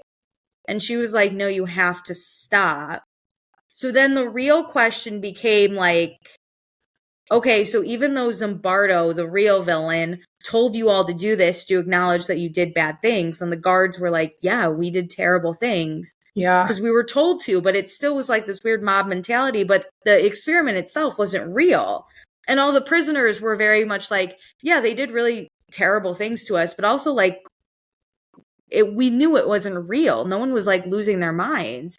It was almost like if you right now told me to strip down and you were going to like hose me down, I'd be like, fuck you. That's how they were like.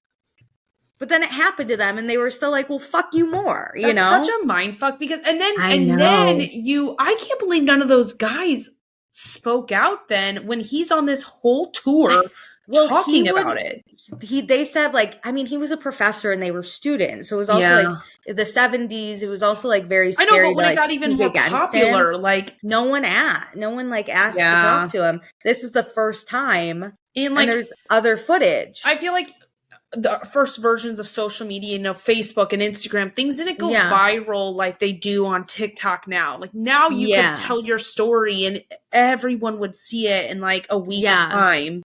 Well, they end up bringing the people that they interviewed together and they all come face to face for like the first time. And it's kind of interesting where some of them are like, this has haunted me for 50 years and I really want to apologize. And the person it happened to is like, I didn't even remember that happened.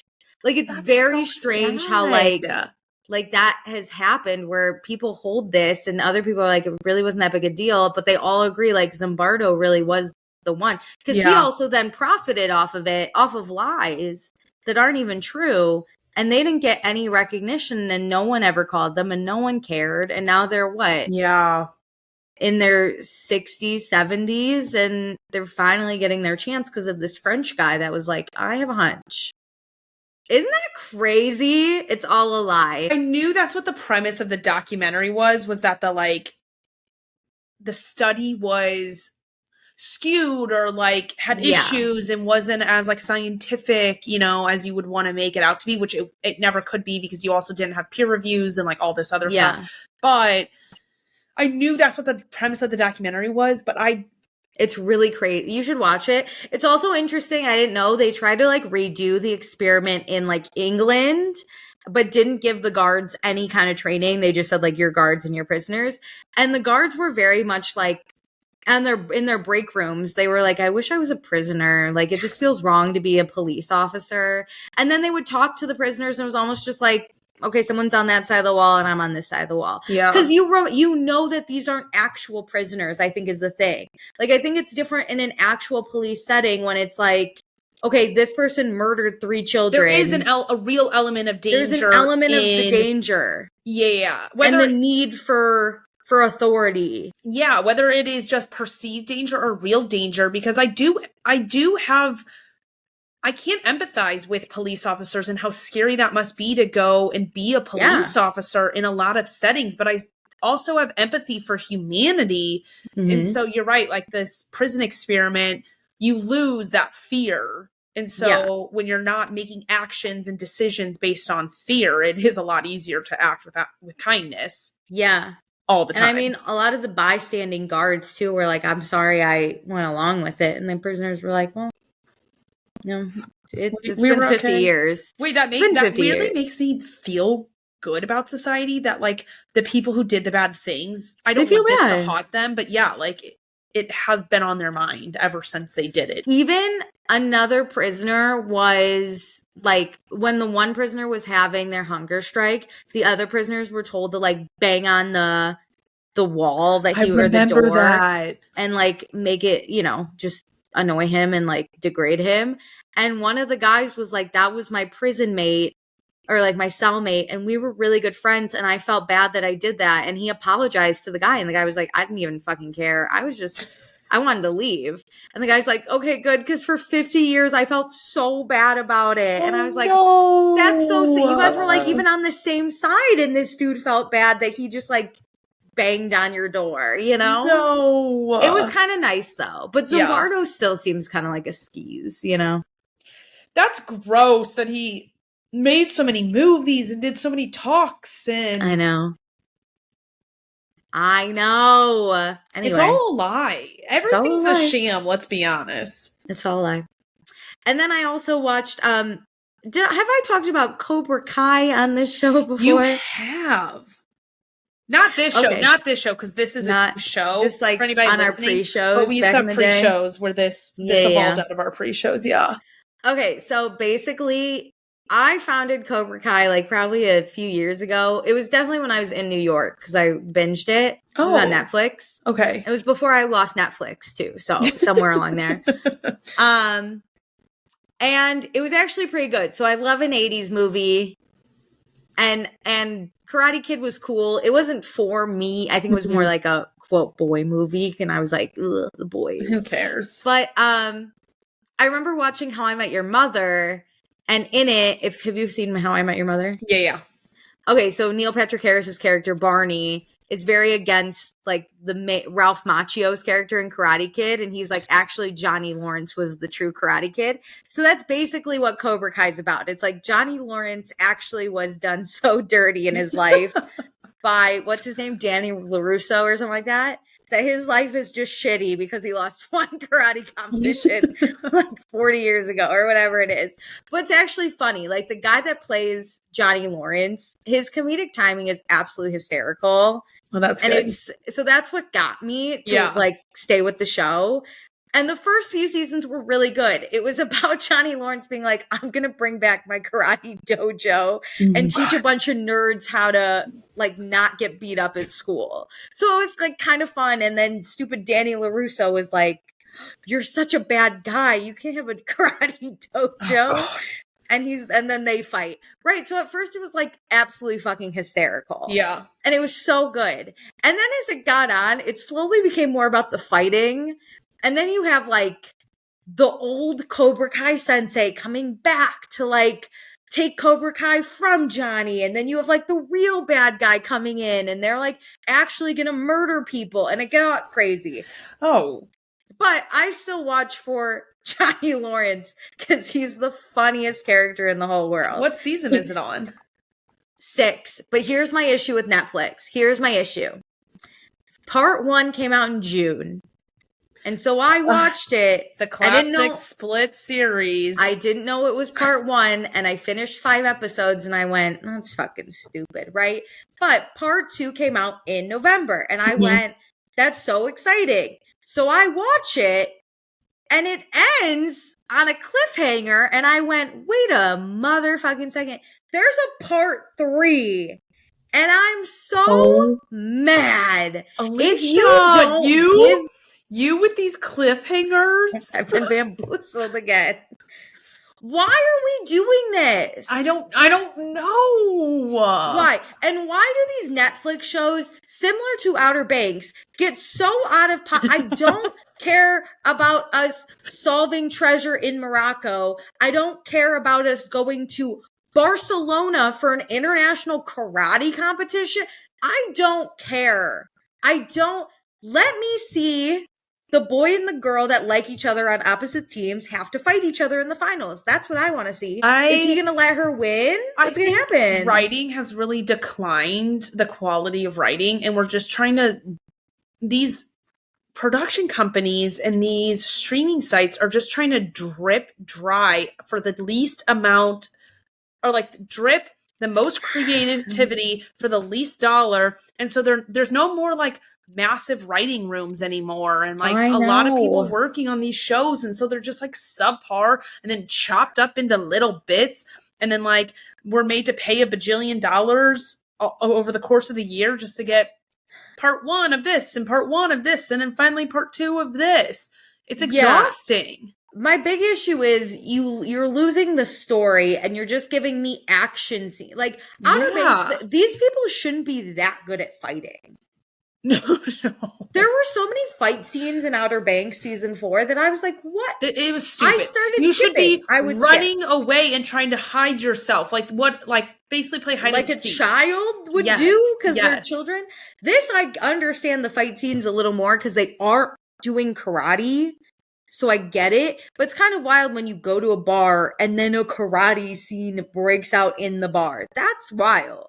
I don't need that. But I will say, Cobra Kai, what the writing is, we haven't lost the storyline. I have yet to find that many plot holes. Okay, that's good. Like Outer Banks, I was like, what? And may I say, the chemistry of the couples, very good in Cobra Kai. Like, we love to hear that. And the comedic timing is just so good. But I just wish there was like a little less fighting. Okay. Which is hard to ask of a full-on karate show, and I fully understand that. I'm like, literally, I'm watching a fighting show. I get it. But give me a little more of Robbie and Tori, please and thank you. Please and thank you. Their love story keeps me going. I love that for you. But also, why are so many kids allowed to go to Barcelona with just their karate dojo senseis? That's crazy. That's crazy. And I will say, I can't stop talking about it. Cobra Kai did a really good job of bringing back old characters for cameos. Ooh. That was really fun. Kept it exciting. Yeah, it was just like a fun little, and they stayed true to their characters. I will say, though, Ralph Macchio's character is the least exciting character. He is the worst person in the world. But for those of you watching, I do have some theories for part 3, which I have confirmed is the final part. When does it come out? February. Oh my God. I'm going to forget about it. Another calendar year? I'm going to forget about it. But basically for a few seasons now, they've been building up that, like, what's his name? LaRusso's sensei, dojo master. I don't know. He's actually kind of a bad guy. Oh. So, like, in the movie, you know how he's, like, the good guy, and he's the good Mr. Miyagi. It's been, like, Mr. Miyagi actually has, like, a really dark past, and he's not the person you think he is. Because Daniel... So are they going to dive into that in part 3? I think so, because Daniel is so annoying throughout the whole series. He's like, I know karate better than you because my sensei was way better and you had bad senseis that were bad people. And Johnny's like, dude, I fucking am just trying to be a karate dojo master. Leave me alone. Just trying my best here. But we have slowly learned that, like, Mr. Miyagi kind of has, like, a bad past. And Daniel is struggling with it. But I don't care. I don't care about you and your struggles with it. And I will continue to fast forward through your stupid scenes. Because unless Johnny's in it, I don't want it. Or Tori or Robbie. Are you listening, Netflix? Are you listening? Also, I like that there is a real life couple in the cast. Ooh. So I like they're also not in a lot of scenes together. So I like when they're kind of in scenes and I'm like, Did they meet on the show or did they? No. Oh my God. So you know Peyton List she's famous from Disney Channel. She's on that show Jessie. I'm so bad with names. Oh, yes. This is blonde. why I couldn't remember actors, like the actress from Wicked's name. Like, I don't know anybody's name. But yes, I know who Jessie from Disney is. No. The blonde girl in it. Not Debbie Ryan. Oh, yes. The little girl, the blonde. Oh, yes. Peyton List. She is in the show. And Okay. So while she was in Disney, she did a movie, I don't know what it's called, with another one of the actors. His name is Jacob. I don't know his last name. But they did the show together and then or the movie, and then they like didn't talk. And then he was on Cobra Kai first. And she came on season 2.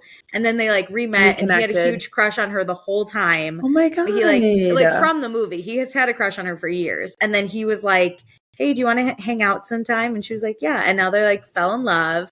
And so I love watching their interviews together too, because they're both kind of stupid together. Like they sit next to each other and they just poke each other. And it's I'm like a subplot of there's obviously this whole show or movie going on, and like and then it's like fun to have and they barely have any scenes together, which is extra funny. But also it's weird because Peyton List is very much like well put together, fashionista, owns a like a makeup brand, like pretty private. And then he like wears plaid pajama pants and like has weird mullet haircuts. Oh God. And like doesn't look like he showers. And I'm like, how do these two date?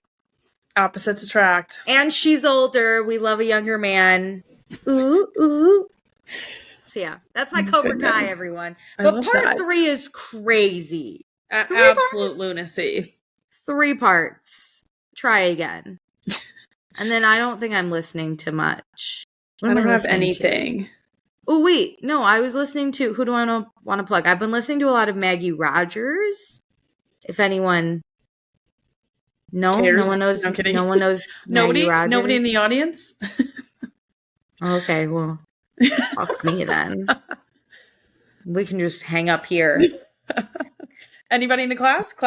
No one likes Maggie Rogers? Okay. Whatever. She's very talented. I believe you. Anyway, that's it. I love that. Another wonderful evening. Done. Stick around when we read our birth charts. I'll send you the info and we'll see what I'm in. What becomes of it. I believe you. You don't even have to send me any info. I'm in. Let's schedule it.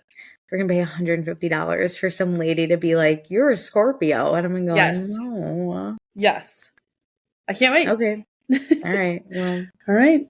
Well, thanks for joining. Bye.